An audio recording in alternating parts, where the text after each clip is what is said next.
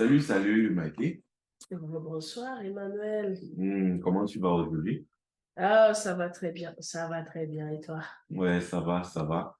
Je sais que je t'ai déjà posé la question aujourd'hui. Bon, on ne se lasse pas de se reposer la même question, hein. Mais moi, je vais toujours te dire que tant que le Seigneur est présent, je vais bien. Amen. Amen. Donc, bienvenue à vous qui nous regardez. C'est une nouvelle vidéo. C'est le premier thème qu'on va partager ici. C'est l'importance de la voix des chrétiens. Donc, si vous ne vous êtes pas encore abonné à la chaîne, à notre chaîne YouTube qui s'appelle La vie du chrétien au quotidien, n'hésitez pas d'activer la cloche des notifications et de vous abonner. Et la vie du chrétien au quotidien, c'est juste pour vous dire que on est des chrétiens et que la vie des chrétiens, c'est une vie simple, c'est une vie où on vit les mêmes défis que les autres, c'est une vie où on veut dire surtout qu'on vit la meilleure des vies parce qu'on vit avec Dieu. Donc, Amen. c'est pour vous pousser aussi euh, à chercher ce Dieu-là, et à vous dire qu'il n'y a rien de terrible à être un chrétien. Donc, désolé d'avoir été long. Désolé aussi peut-être pour la qualité de la vidéo. Donc, on s'essaye, on ne s'y connaît pas, on n'est pas si professionnel que ça. Donc, soyez tolérants, s'il vous plaît. Donc, aussi, on ne sera pas toujours deux, hein. Donc, on est juste deux aujourd'hui, mais parfois, je serai avec ma conjointe, mon épouse, ou parfois, ce sera d'autres personnes, ou donc, c'est juste nos deux têtes. On démarre avec nos deux têtes. Donc, on espère que vous les aimez et que vous nous trouvez cool. Ben, surtout, bon, enfin, tu pètes la forme, hein, si on peut dire ça. J'espère que vous serez édifiés à travers ce que nous allons partager avec vous, nos défis, et puis pour rappeler à un chrétien que ta vie n'est pas monotone, Amen. pour rappeler à un chrétien que tu as une voix que tu dois te faire entendre, pour rappeler à un chrétien, tu dois t'imposer. Quand je dis imposer, c'est pas imposer ta volonté, mais parce que la parole nous dit, nous sommes la lumière de ce monde. Amen, amen, effectivement. Et c'est d'ailleurs le thème de cette vidéo. On va essayer chaque fois de ne pas être si long. On espère que ce ne sera pas ennuyant pour vous, mais on espère surtout que ce sera très bénissant pour vous. Donc, elle a déjà annoncé le temps. Le thème de cette vidéo, c'est l'importance de la voix des chrétiens dans le monde. Donc, quand tu entends la voix des chrétiens, pourquoi penses-tu que il est important pour les chrétiens de faire entendre leur voix? Euh, Tout simplement, il y a une bonne raison que le monde a besoin de la lumière. Mm, Et sans cette lumière-là, nous sommes dans l'obscurité. mm, Et cette lumière-là, c'est toi, c'est moi, c'est vous qui nous regardez, c'est vous qui avez choisi Christ comme maître et sauveur. mm, C'est vous qui avez accepté sans contrainte, sans qu'on vous force. C'est votre décision à vous. Et c'est ça qui nous sommes. C'est pourquoi il est important que nous puissions parler, pas de nous, mais de parler de celui qui nous a créés, de celui qui a dit que tu es la lumière, de celui qui a créé toutes choses par sa parole, parce qu'il a dit au commencement, était la parole. mm, Et la parole s'est faite chair.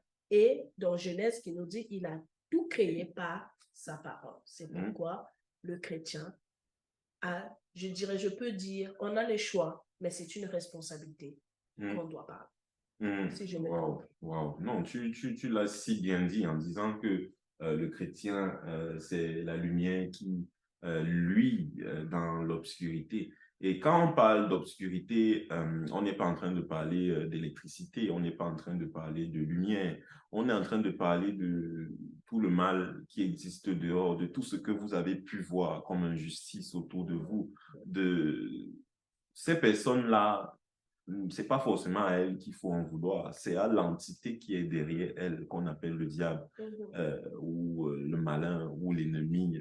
De toute façon, on aura l'occasion d'en parler, mais c'est vraiment pour se battre contre le mal. C'est vraiment pour que les chrétiens qui incarnent ou qui sont des ambassadeurs du Christ. Et j'aime beaucoup ce que tu as dit quand tu as dit que c'est sans contrainte, parce que le chrétien, en fait, c'est lui qui choisit, parce que Dieu a donné la volonté à l'homme, à sa création, de le choisir ou de ne pas le choisir. Dieu respecte l'homme. Donc, et nous l'avons choisi. Mais c'est toujours lui qui nous choisit, mais c'est à nous de faire le choix en retour. Et une fois qu'il y a un choix, ce choix en retour-là qu'on a fait, bah, il y a une responsabilité qui vient avec. Déjà, on enjoy les premiers moments, on apprend à le connaître, c'est la vie qui est rose et tout. On est comme ce qu'on appelle bébé spirituel. Ensuite, on se met à grandir, on se met à voir que je ne sais pas si facile d'être un chrétien. J'ai toujours les poches vides. Ça vient avec toutes les contraintes parce que, excuse-moi, maintenant, ça vient avec toutes les contraintes parce que tu peux perdre des amis. Tu peux être rejeté par la famille. Tu peux, beaucoup de choses. Tu peux te sentir seule, incomprise même. Ou on peut même te donner une étiquette. Ah, elle joue toujours à la parfaite. Ça vient avec toutes ces choses-là. Mais la différence, c'est que quand tu sais qui tu es, peu importe ce que... Parce que le monde aura toujours une opinion contraire à qui tu es. Et si tu laisses le monde te dominer, tu n'es pas une lampe qu'on allume comme un sous le lit. Tu es une lampe qui doit luire. Donc, c'est à toi de dominer. C'est à toi d'apporter par ta façon d'être, par ta façon d'agir, par ta façon d'aimer. Parce que être un chrétien avant tout, c'est l'amour. Parce que Christ signifie, tu peux dire Christ. Christ est l'amour et l'amour, c'est Christ. Et c'est important aussi de faire entendre la voix des chrétiens parce que, en réalité, si jusqu'ici, la voix des chrétiens n'avait pas été entendue ou que les chrétiens n'avaient pas pu exprimer qui est Dieu et le faire connaître aux autres, toi et moi, on n'aurait pas connu Dieu aujourd'hui. Exactement. Très bel exemple. Je n'aurais pas, depuis que Jésus-Christ est arrivé, parce que quand on essaye pour ceux qui ne croient pas en Dieu ou qui ne sont pas chrétiens ou qui n'ont pas encore pris le temps de lire la Bible, dans les Saintes Écritures, qu'est la Bible, il y a par exemple une situation dans l'Ancien Testament avec Moïse et le peuple d'Israël, qui est le peuple test qu'il avait choisi. Et il y a des choses extraordinaires qui s'étaient passées au mont Horeb. Et là, Dieu leur dit au mont Horeb que assurez-vous de le transmettre, que ce que vous avez vu, ce que vous avez ressenti, ce que vous avez entendu d'extraordinaire qui s'est passé aujourd'hui, assurez-vous de le transmettre de génération en génération. Mais la génération suivante, la génération d'après et ainsi de suite, eux, ils n'étaient pas là au mont Horeb. Donc, ce qui veut dire que ce n'est pas comme si Dieu va encore se montrer au mont Horeb à la 4e génération, par exemple. Il peut se montrer, mais pas forcément comme au mont Horeb. Mais il y a une responsabilité à ce peuple-là qui avait vécu la situation au mont Horeb de transmettre de génération en génération. Donc, nous, on n'a pas vécu, on n'a pas été là quand le Christ était là. Mais le Christ a dit à ses disciples à ce moment-là, allez, faites de toutes les nations les disciples, les baptisant au nom du Père, du Fils et du Saint-Esprit. En ce moment-là, le Saint-Esprit reposait seulement sur Jésus-Christ. Et Jésus-Christ marchait avec ses disciples seulement dans le Moyen-Orient. Mais qu'en est-il de l'Afrique? Qu'en est-il de l'Amérique qui n'avait même pas encore été découverte par les Européens à ce moment-là? Mais le fait est qu'aujourd'hui, à l'heure où on parle, il n'y a pas un pays où je pense qui n'a pas encore entendu parler du Christ. Mais écoute, Mais je ne sais pas si tu veux ajouter quelque chose par rapport à ça. Moi, je peux ajouter quelque chose, excuse-moi, je vais juste lire mes notes. C'est que tout d'abord, le rôle d'un chrétien, c'est d'abord qu'on reflète le caractère de Dieu. Et quand on dit, que je dis refléter, ça peut être dans la façon de faire, dans nos actes, nos comportements, comme j'ai dit tout à l'heure. Et puis, je peux aussi ajouter une chose, c'est que c'est pas parce que tu es appelé chrétien que tu penses que tu n'as pas d'importance au fait sur la terre. Tu as accepté Christ par toi-même. Tu lui as dit, je le reçois comme maître et sauveur personnel dans ta vie. Ce qui veut dire, comme il lui-même a dit, les choses passées sont passées, toutes choses deviennent nouvelles. Et cette vie chrétienne est faite, elle est comme toutes les autres vies, en fait. Mais la seule différence que je peux essayer de mettre, c'est que tu as une responsabilité qui est de pouvoir, le Dieu que tu as reçu dans ton cœur, de le dire à ton voisin. Pas de l'imposer, non, de lui parler. C'est d'où l'importance de parler. Je vais aller dans une autre direction. Au moins, tu as des pays où tu peux t'exprimer, mais c'est triste. Il y a des pays où tu parles de Dieu, tu es tué. Est-ce que tu sais ça? Je regardais une information là sur Internet. D'après l'ONG Porte Ouverte, 245 millions de chrétiens sont persécutés dans le monde en raison de leur foi. La situation empire pour les chrétiens à travers le monde. Au Pakistan, et il y a même un index mondial de la persécution des chrétiens. Tiens-toi tranquille. Et tu as d'après son rapport, on a 4305 chrétiens qui sont tués pour leur foi. 3105 sont emprisonnés dans la même année de 2019. C'est terrible. Oui. Donc, parce que je crois en Dieu, je suis persécuté jusqu'à être tué.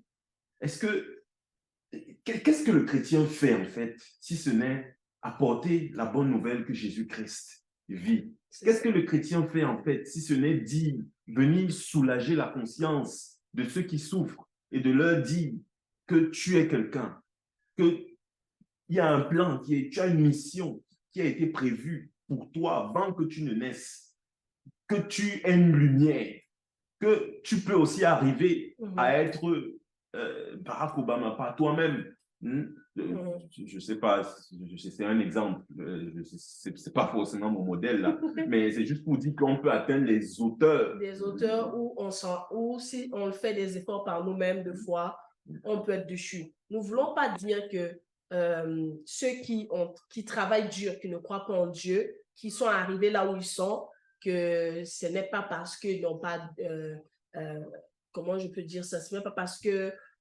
ils sont pas chrétiens ou parce qu'ils ont touché à quelque chose. Non, ce que l'on veut dire, c'est que il y a certains qui ont compris, qui ne sont pas Dieu.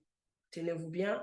Même l'apôtre Paul l'a dit dans le livre de Romains qu'il y a ceux qui n'ont pas la loi en eux, mais ils vivent selon la loi, qui ne mentent pas, qui ne pêchent pas. Il a compris qui il est sans connaître Dieu. Et il a dit dans lui-même, moi, je suis appelé à faire ceci. C'est pourquoi tu vois, ce sont des gens, par exemple, qui prennent le temps de pouvoir parler, que non, on doit essayer de diminuer l'effet de serre pour protéger notre planète, pour les générations futures. Qu'est-ce qu'on va laisser pour nos enfants? Qu'est-ce qu'on va laisser? Et ces personnes-là, c'est louable. Et imaginez que cette personne, il connaît Christ. Il reçoit Christ. Imaginez la ferveur. Déjà, la personne en lui-même, il se bat contre l'émanation des effets de gaz à effet de serre qui détruit notre merveilleuse couche d'ozone. Aujourd'hui, on a des canicules, des feux de forêt, on a des inondations. Alors, pourquoi pas le chrétien peut parler pour dire on a le Sauveur, on a celui qui sauve de tout, on a celui qui t'aime. Tu cherches l'amour auprès d'un homme, mais tu peux être avec cet homme-là, mais tu ne reçois pas la paix du cœur. Juste, tu restes avec lui pour peur de rejet, peur de te sentir seul, peur de ceci. On fait des choix dans la vie juste parce que, mais on sait consciemment qu'on n'est pas heureux. On ne sait pas de paraître ni de jouer un rôle. On ne sait juste d'être nous-mêmes. Parce que, ne vous détrompez pas, on essaie juste d'être nous-mêmes.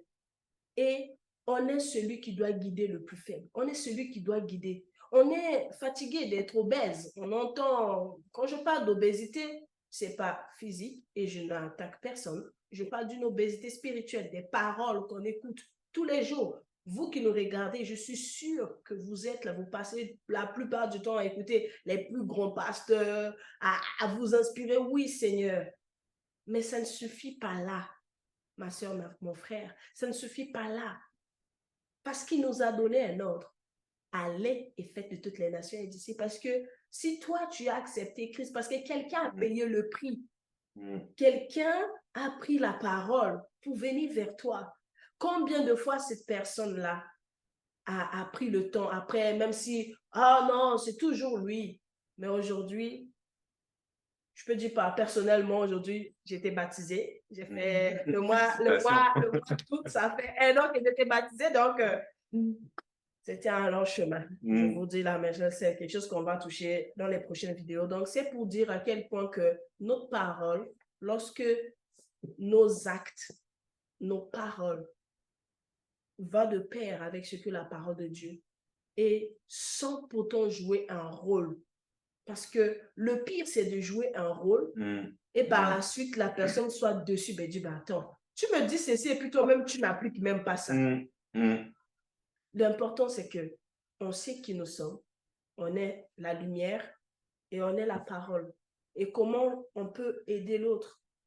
Parce que on peut l'aider dans plusieurs façons. Quand il a besoin d'être écouté, quand il a besoin d'être réconforté, quand il a besoin de se sentir aimé, quand il a besoin d'être soutenu mentalement. Parce qu'aujourd'hui, s'il y a un conflit, tu me diras, vraiment, c'est le mental. C'est vraiment le mental, avec tout ce qui se passe. Et c'est là où intervient le chrétien. Tu dois dire à ton ami, ta soeur, ton frère, ton époux, ton épouse, ta meilleure amie ou ton meilleur ami, quelqu'un qui est juste à côté de toi. Tu peux juste lui dire, tiens donc, tu sais, Jésus t'aime. Moi, je ne te juge pas sur les choix de vie que tu as faits. Moi, je t'aime tel que tu es, avec tes défauts. Et cette personne-là, crois-moi, et si dans ton cœur, tu es sincère, les gens ne savent pas la puissance qui est dans la parole, l'évangile. Juste le fait que tu as dit à quelqu'un, Jésus t'aime, ou tu sais, moi, je t'apprécie tel que tu es. Et tu peux pour toi partir. Crois-moi, cette personne va dire, bah, attends, ça va tourner. Il y aura, comment on appelle, une armure de défense pour dire, mais il se prend pour qui? Tiens donc, mais crois-moi, ça va tourner. Et lorsque une autre personne va aussi lui dire la sémence qu'il a écoutée, il va commencer à se dire, pourquoi 2-3 personnes m'ont dit ça? Mais tiens donc, j'ai de la valeur. Si je croise encore quelqu'un qui va me dire ça, je vais lui dire, parle-moi un peu de cet homme-là. Ce qui fait que toi, tu penses que j'ai de la valeur. Est-ce que c'est sincère ce que tu viens de me dire ou tu me dis juste pour rallier votre cause d'être des chrétiens? Parce que vous, les chrétiens, vous êtes souvent des fous, vous êtes ben non. Parce que le monde a besoin d'être écouté, d'être sauvé. Et si nous ne levons pas, si nous ne le faisons pas, qui va le faire? C'est ça notre responsabilité. Et c'est pour ça que je renchéris directement sur ce qu'elle dit. Quand elle parlait d'obésité spirituelle, ça veut dire que elle parlait surtout des chrétiens, c'est-à-dire qui écoutent des prédications tout le temps, qui savent ce qu'ils doivent faire, qui savent quel rôle ils ont à jouer en ce temps décisif, mais qui ne le font tout simplement pas. Donc, moi, je dirais que c'est un peu comme, je ne sais pas quel mot trouver, être chiche ou avare. En fait, ces gens, tu sais ce que tu gagnes avec Dieu, les grâces qu'il t'accorde, tout ce qu'il a fait dans ta vie, mais tu refuses de le dire à ton prochain. Tu refuses de le dire aux autres pour qu'il en profite. En fait, c'est un peu comme si tu penses que tu iras au ciel seul, ou peut-être, ça peut être dans l'autre sens, que tu es chrétien, mais tu dis, je n'ai encore rien vécu d'extraordinaire. Dans ce cas, c'est tout le bonheur que je te souhaite. Je te souhaite d'aller un peu plus loin, un chouïa plus loin, de chercher Dieu un peu plus. Et cette expérience-là que tu n'as pas encore vécue, dans le nom de Jésus-Christ, tu le vivras. Tu la vivras, pardon. Désolé. Amen. Donc, je ne sais pas si tu veux ajouter quelque chose. Oui, parce que notre thème de ce soir, c'est la voix du chrétien. Et je veux juste que mon frère, ma soeur, toi qui es chrétien aujourd'hui, par peut-être peur de préjugés, tu as peur de t'affirmer que tu es chrétien, ou par peur de perdre tous les privilèges que tu as dans ton entreprise si tu dis que tu es chrétien, ou par peur juste parce que tes amis, que vous enjoy, que vous partez faire des choses qui te délaissent. Mais je veux juste te dire une chose. Toi qui as reçu Christ, et quand tu es avec tes frères chrétiens, tu es vivant. Mais quand tu es là où le Seigneur veut que tu puisses être vivant, tu ne l'es pas. Tu sais, ma soeur, le Seigneur t'aime. Il nous pardonne, il est miséricordieux. Mais il dit quand tu me réunis, je te réunis aussi. Cette vidéo que nous faisons, c'est pour encourager quelqu'un. Nous savons que le monde où nous vivons est hostile. Nous savons que nous pouvons perdre beaucoup. Mais est-ce vraiment, Emmanuel, comment je peux dire, est-ce si important de perdre le salut, de perdre la grâce de Dieu, de gagner le monde? Ou est-ce vraiment, c'est ça un chrétien, d'être chrétien seulement au milieu des chrétiens? Ou au milieu du monde. Au milieu du monde, c'est ça. On n'est pas chrétien. Est-ce Dieu nous a appelés seulement à être entre nous, ou Dieu nous a appelés à aller hors de notre zone de confort? C'est ça aussi la voie d'un chrétien. Et je vais rebondir là-dessus. Chaque fois parce qu'un chrétien, c'est quelqu'un, comme on l'a dit, parce que Dieu nous a tous choisis, mais c'est quelqu'un qui a répondu à l'appel de Dieu. Et à partir du moment où il a répondu à l'appel de Dieu, il commence à exécuter le plan de Dieu d'une certaine manière.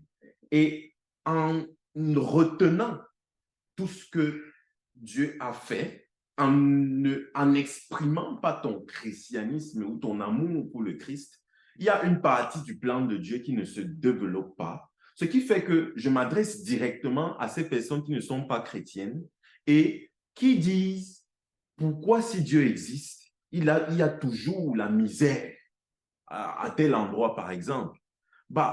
Dieu ne va pas faire tomber le pain du ciel. Dieu ne va pas faire tomber les bienfaits du ciel.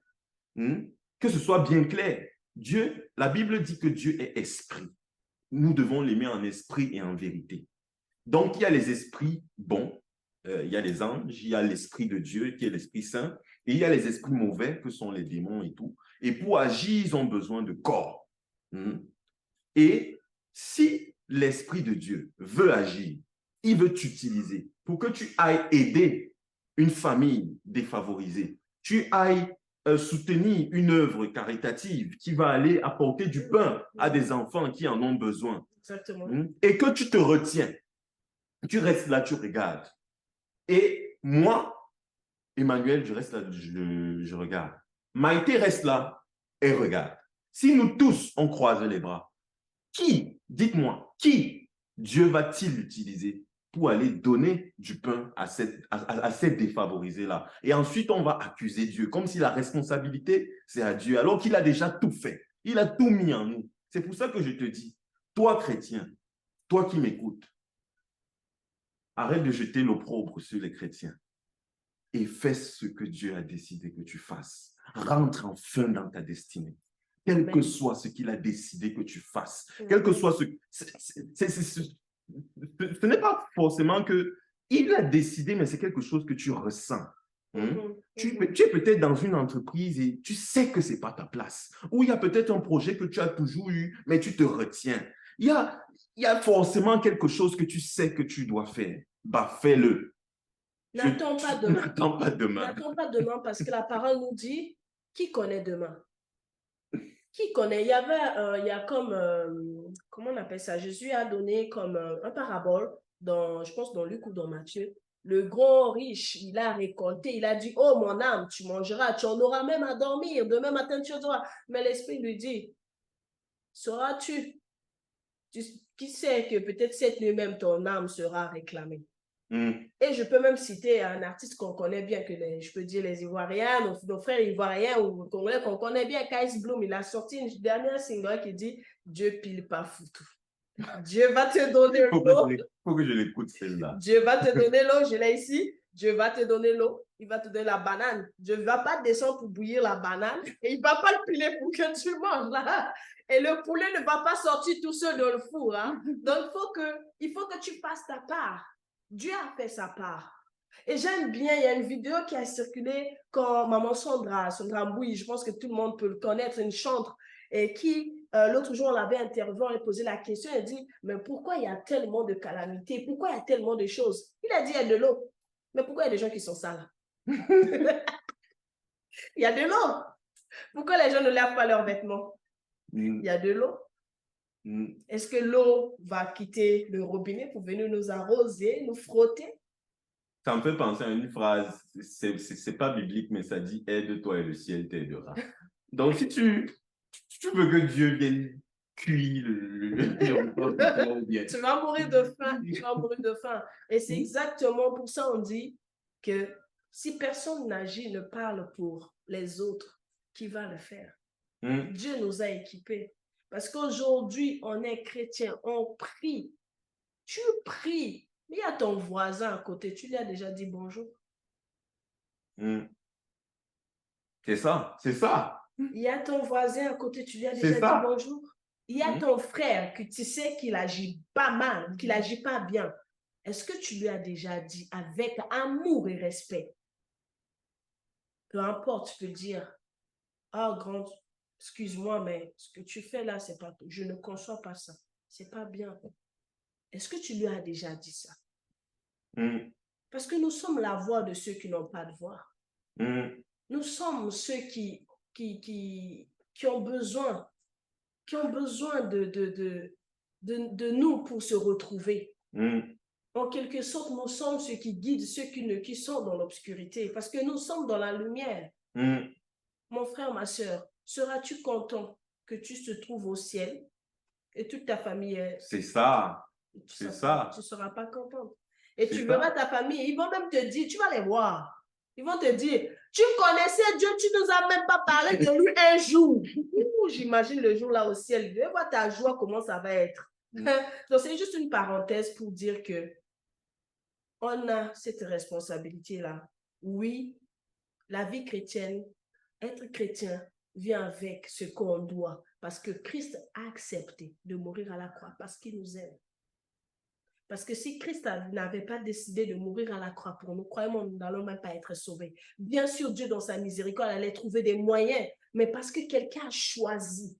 Il a dit non, pas moi, mais ta volonté. Quelqu'un a choisi. Il y a des gens qui ont payé le prix. Ils ont mis leurs genoux à terre à chaque fois qu'ils viennent nous parler de toi. Ils prient pour que toi, tu puisses connaître la lumière là. Mais si toi, tu ne veux pas payer ce prix-là pour les autres, qui va le faire?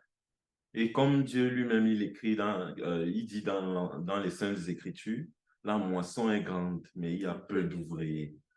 Le Seigneur recherche des personnes parce que le diable est en train d'avancer son agenda dans le monde. Il y a des guerres qui se multiplient un peu partout. Il y a des famines qui se multiplient. Il y a de la pauvreté qui s'amplifie un peu partout. C'est pour ça que c'est une bataille. Détrompez-vous. Ce n'est pas juste naturel comme vous voyez. C'est une bataille spirituelle entre le bien et le mal. Et toi, du côté du bien, tu as chaque fois que tu réponds à l'appel de Dieu, tu te places du côté de l'armée du bien. Et chaque fois que tu ne fais rien, je préfère ne pas parler. Sache-le bien, chaque fois quand tu agis, il y a une âme qui est sauvée. Imagine combien de fois quand tu vas agir, combien d'âmes seront sauvées. N'oublie pas que quand tu gardes le silence, il y a une âme qui meurt et le Dieu est triste. Tu pries que Seigneur, donne-moi de quoi manger. Seigneur, fais-moi que mes entreprises marchent, mais te bénis. Mais cet argent, qu'est-ce que toi tu en fais? Oui, tu donnes des dîmes, je fais ceci, mais il y a ton voisin même à côté où ce sans-abri. Est-ce que tu as déjà pensé à lui? Quand tu t'arrêtes dans ton auto au feu rouge, il vient. Ou tu lui donnes juste, tiens, parce que tu veux lui donner. Mon frère, toi qui es chrétien, quelqu'un a payé le prix à la croix. Tu pensais que c'était facile pour lui? Non. Mais par amour. Es-tu prêt à abandonner tes amis pour suivre Jésus?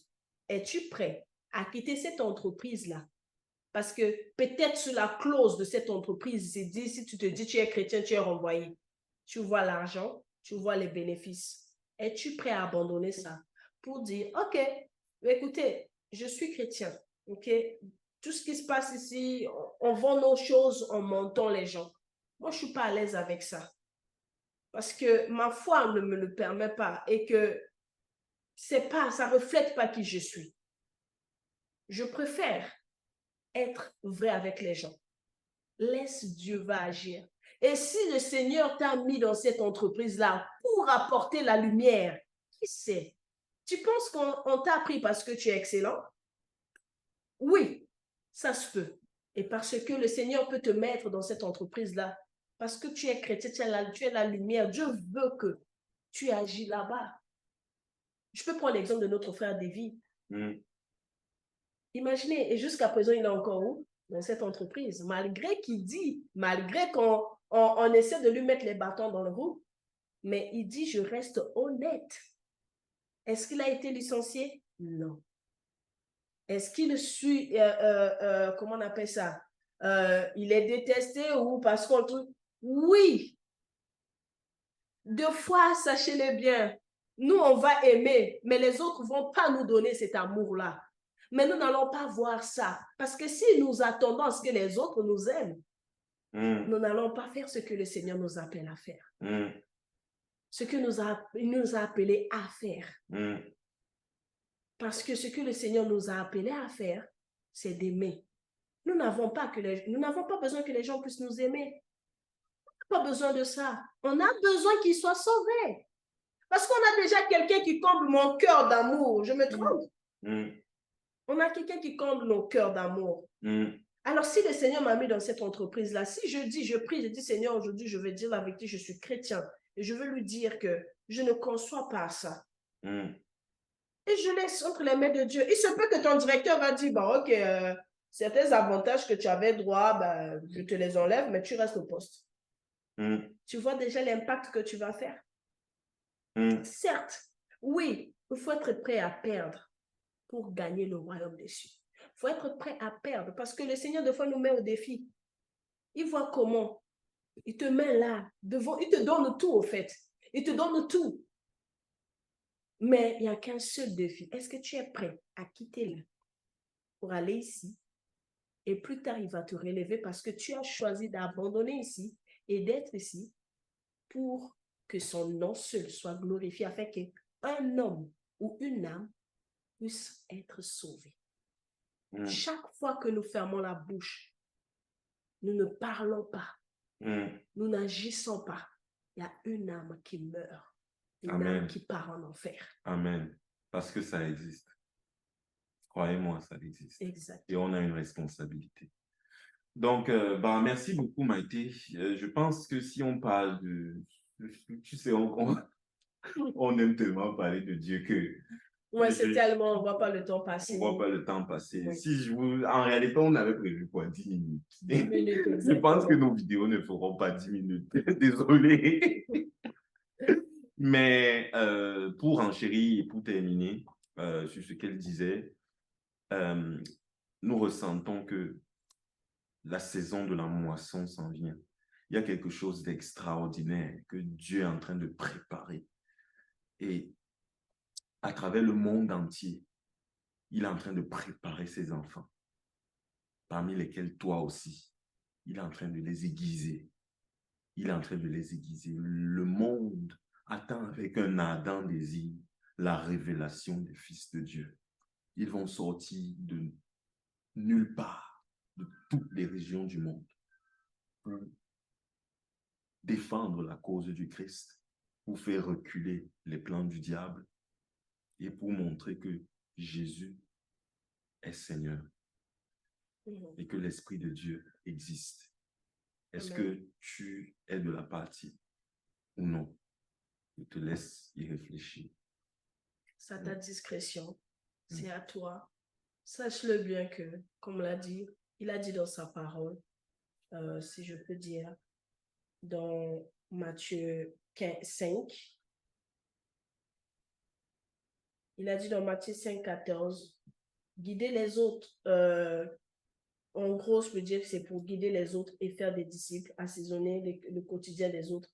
Et que nous sommes le sel de ce monde, dans Matthieu 5 à 13, que nous sommes le sel de ce monde. Et à chaque fois que lorsque tu n'acceptes pas ton identité en Christ, qui tu es, le Seigneur aussi un jour va te rejeter. Il a dit le jour que tu dis je ne le connais pas, lui aussi va te dire je ne te connais pas. Et il y a 2 versets aussi auxquels je viens de penser. Tout à l'heure, je parlais de bataille spirituelle. Je voudrais aussi signaler que les chrétiens sont très importants et leur voix est très importante pour l'équilibre même du cosmos ou de la vie dans laquelle on est actuellement. Pour qu'on arrive à marcher et que la terre n'explose pas, ou pour que quelqu'un vit encore quelque part, ou pour que quelqu'un arrive à accepter Dieu, c'est parce qu'il y a des gens qui prient et qui mettent leurs genoux au sol et qui intercèdent chaque jour. La Bible dit, vous êtes le sel de la terre. Si ce sel perd sa saveur, avec quoi la salera-t-on? Ce sel ne vaut plus rien. Il n'est bon qu'à être jeté dehors et piétiné. Vous êtes la lumière du monde. Une ville au sommet d'une colline n'échappe pas au regard. Il en est de même d'une lampe. Si on l'allume, ce n'est pas pour la mettre sous la mesure au grain ou sous le lit. Au contraire, on la fixe sur un pied de lampe pour qu'elle éclaire tous ceux qui sont dans la maison. Et je sais que ce ne sera pas facile parce que ça n'a pas été aussi facile pour Jésus-Christ lui-même. Jésus, en fait, dans Jean 15, il disait, si le monde a eu de la haine pour vous, sachez qu'il m'a aussi haï avant vous. Si vous faites partie du monde, ils vous aimeraient, mais parce que vous ne leur appartiendrez pas, ils vous haïront aussi. Donc, c'est pour vous dire que Jésus-Christ l'a aussi vécu. Et le verset que je venais de donner quand je disais que Jésus-Christ, il parle à son Père, il fait une prière dans Jean 17. Jésus-Christ qui était là il y a près de 2000 ans, le Fils de Dieu qui est arrivé sur terre avec la forme d'un homme qui s'est dépouillé de toute sa divinité et qui a été tué par nous les hommes, qui est ressuscité et qui est reparti s'asseoir au siège avec Dieu. C'est lui-là même qui est notre défenseur. C'est lui-là qui intercède pour nous nuit et jour. C'est lui-là qui a dit, je serai avec vous tous les jours jusqu'à la fin du monde, en nous laissant son esprit à lui, qui nous permet de témoigner de lui, de parler de lui. Et c'est ça qui fait que jusqu'aujourd'hui, le christianisme est entendu et sera encore plus entendu grâce à toi qui écoutes. Il a dit, comme je lisais le verset de Jean 17 tout à l'heure, que toi et moi, Seigneur, nous sommes un. Qu'ils soient parfaitement un et qu'ainsi le monde puisse reconnaître que c'est toi qui m'as envoyé et que tu les aimes comme tu m'aimes. Parce qu'on est tous un. Toi qui m'écoutes, quelle que soit ton église, si tu crois en Jésus-Christ, on est un. Et montrons au monde qu'on est un. Amen. Parce que le diable règne par la division. Que tu sois catholique, que tu sois protestant, que tu sois, je ne sais pas moi, évangélique, baptiste, pentecôtiste, tant que tu crois au Christ, joins-toi à la cause du Christ et parle du Christ afin que le monde croit qu'on a envoyé Jésus-Christ. Amen. Amen. Moi, est-ce que tu veux rajouter quelque chose? Non, moi, je veux juste, tout ce que je veux juste dire, merci de nous avoir suivis, pris le temps de nous suivre. Certes, la vidéo a été longue, Dorénavant, on va essayer un peu d'agencer nos idées de telle sorte que vous puissiez aussi être bénis. J'espère que vous avez été bénis par ce que nous avons partagé avec vous. Et nous vous prions de partager, d'activer la cloche de notification. Et n'oublie pas, quand tu partages cette vidéo, tu fais un acte. Cet acte-là, c'est quoi? La parole. Tu sauves une âme. Merci de nous avoir suivis encore une fois de plus. Bonne soirée. Et bon moi, matin. je ne sais pas partir sans laisser une bénédiction à quelqu'un. Hein. Donc, Maïté, on se joint ensemble.